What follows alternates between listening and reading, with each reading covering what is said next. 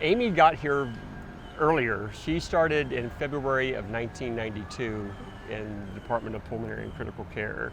Yes, we had moved here from Lubbock and had worked at the medical school there, so UT Medical School seemed like the perfect fit.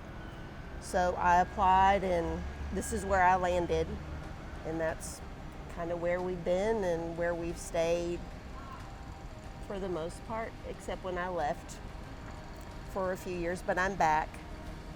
So When she was working here, I was a student at University of Houston, and one of the faculty members in pulmonary had an opportunity to do a lot of research, and she needed some help with that research. And so I came on as a casual employee in March of '93, so a little bit more than a year afterwards.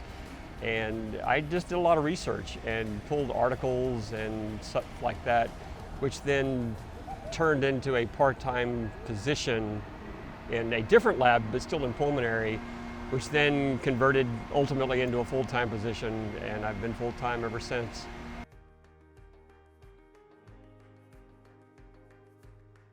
I think we've stayed because of the job security here. The benefits are great. I've talked to other people who work different places and their benefits aren't quite as good as what we have here. And the people here, it's almost like a family, even though you don't know everyone and you might just say hi to them in the hall. It's kind of got the family atmosphere to it. And for me, additionally, it's all about what we do. When I ultimately went back to Texas Tech to finish my bachelor's degree. And while I was there, I realized that, wow, I really love the educational environment. I love what happens at a university. It's the transfer of knowledge and the expansion of people's minds and experience. And that's one of the greatest things that I find keeps me here.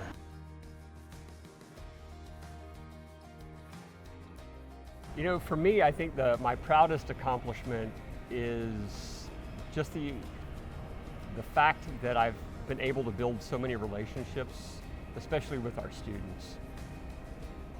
Over the years, I've had opportunity to really get to know a lot of people among the faculty, our staff, students, residents, and fellows that many have gone on, but a lot of them are still here, and it's good when I get random phone calls from former students to say, hey Steve, I was thinking about you today and just wanted to know how you were doing. And I think the ability to have those relationships and build potentially lifelong friends has been the greatest thing for me. Yeah, the relationships here are very good, and it's very important. And because I've been here so long, I know so many people in so many different departments that we have become friends. And so now when they have their retirement parties, it's like, hey, Amy, can you come? We want, we've known you for 20 years. We want you to be a part of it. And I think just, again, it's having that whole family atmosphere and the fact that I think I can get along with everyone, and knowing people in the whole school helps with your job, especially on financial things, or it's just good to know somebody in the department. So the relationships, definitely.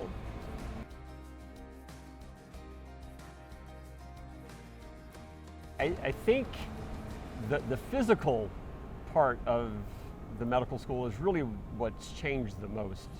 We've had Allison, and after Allison, that was when the most dramatic changes took place, because it took out the ground floor and in the basement. Mm-hmm. But while the structure has changed, and maybe some of the faces, but really the environment itself hasn't changed. We're still doing what we've always done. And I think that we're on a regular basis trying to improve upon the past successes and build on those. I think that's probably the greatest changes that I've seen.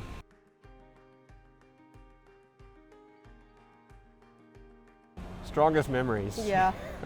It's funny, sitting outside, the one thing I'm thinking about, and we've talked about this, is that I remember when they used to grill hamburgers outside at least once a week, because we used to have our own cafeteria in the medical school, which was located where the LRC is currently living. And so they would bring the grill outside, and there would be long lines of people because they would do it in really nice weather, and so it was almost like having a picnic outside. And that's one of the things that I miss, because it seemed like it was about the med school and not about really anybody else around. I really have enjoyed mostly the open houses and the social events that we've done with students while I was in student affairs. The socials and the open houses they were such a great way of getting to know the students and helping them to get to know us and what we're all about. And it's bringing the new students in as part of our family. I think that's probably one of my fondest memories of the med school.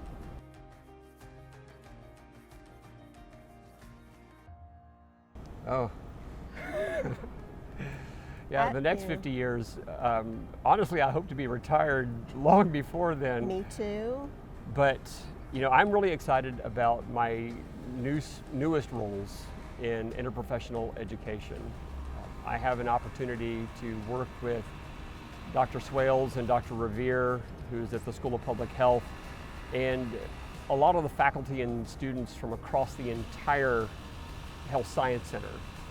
And I think that what we're trying to do in improving communication within the healthcare team is fantastic and really exciting to me, that we're going to move that peg forward and hopefully will improve patient outcomes.